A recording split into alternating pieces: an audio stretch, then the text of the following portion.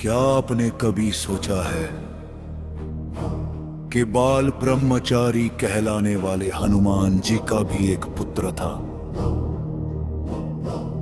ये रहस्य रामायण की उन कथाओं में छिपा है जिसे बहुत कम लोग जानते हैं। लंका दहन के बाद पूरा स्वर्ण नगर अग्नि में जल रहा था।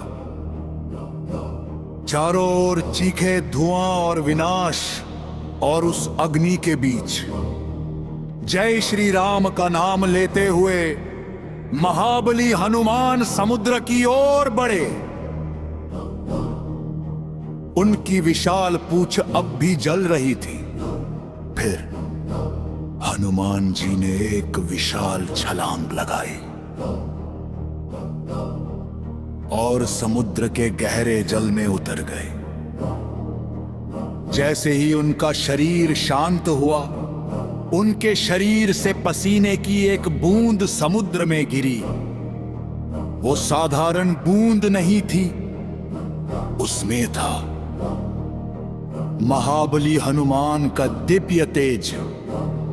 उसी समय समुद्र में रहने वाली एक विशाल मछली ने उस बूंद को निगल लिया।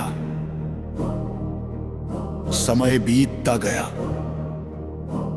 और एक दिन कुछ मछुआरे समुद्र में जाल डाल रहे थे। तभी उनके जाल में फंसी एक विशाल और विचित्र मछली। मछुआरे हैरान थे क्योंकि उन्होंने इतनी बड़ी मछली पहले कभी नहीं देखी थी। वो उस मछली को पकड़कर पाताल लोक के राजा अहिरावण के महल में ले गए। कहा जाता था कि अहिरावण दुर्लभ और रहस्यमयी जीवों को अपने पास रखता था। जब उस विशाल मछली का पेट चीरकर खोला गया तो सबकी आंखें आश्चर्य से फैल गई, क्योंकि उसके भीतर था एक जीवित बालक।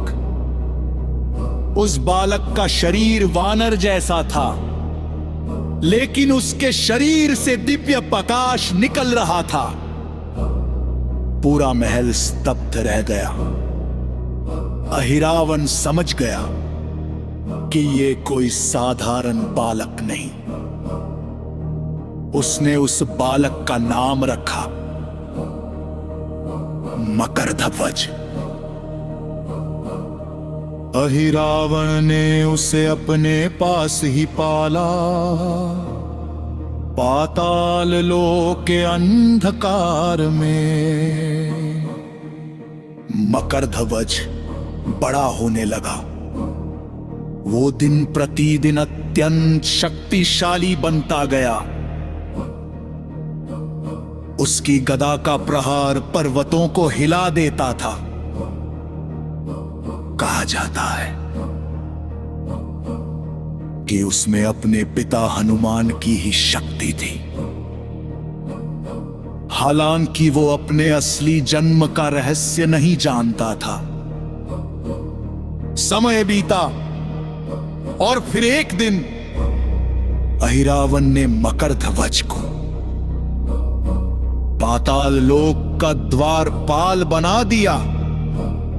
अब पाताल के द्वार पर हर समय एक महाशक्तिशाली योद्धा खड़ा रहता था।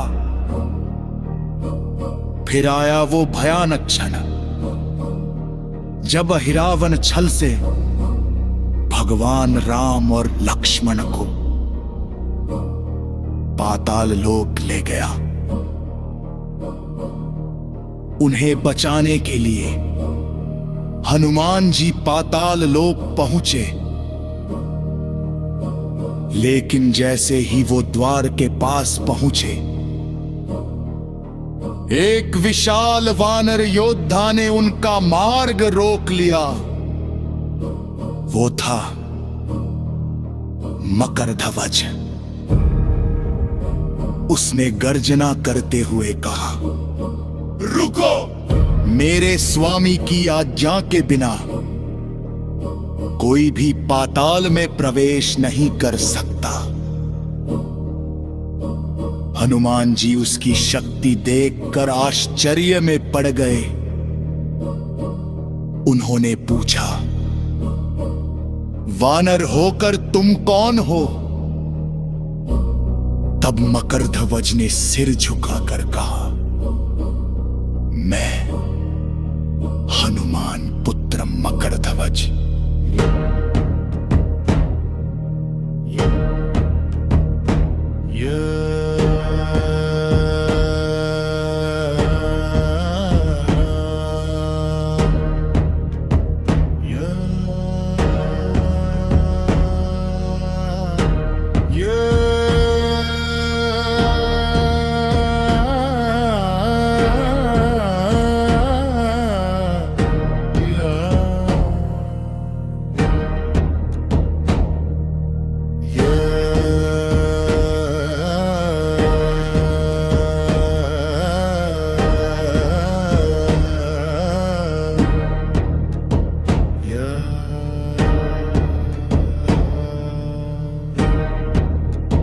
सुनते ही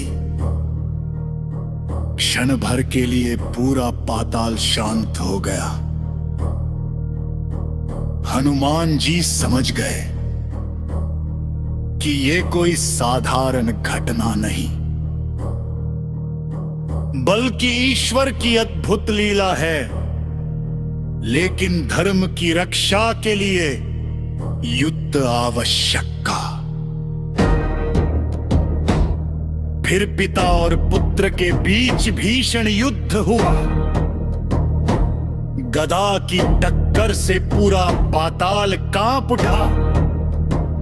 आखिरकार हनुमान जी ने मकरध्वज को पराजित कर दिया। इसके बाद हनुमान जी ने अहिरावण का वध किया और भगवान राम तथा लक्ष्मण को मुक्त कराया।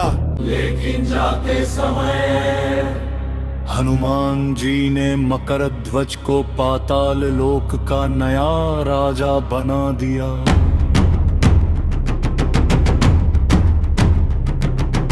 मकरध्वज की आंखों में आंसू थे, क्योंकि पहली बार उसे अपने पिता का आशीर्वाद मिला था। यही कारण है कि मकरध्वज को हनुमान जी का पुत्र माना जाता है।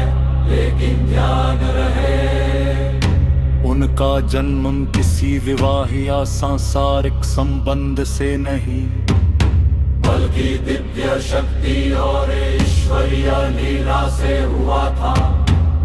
इसीलिए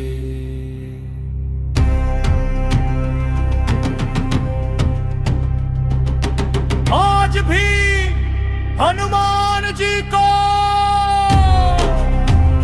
बाल ब्रह्मचारी कहा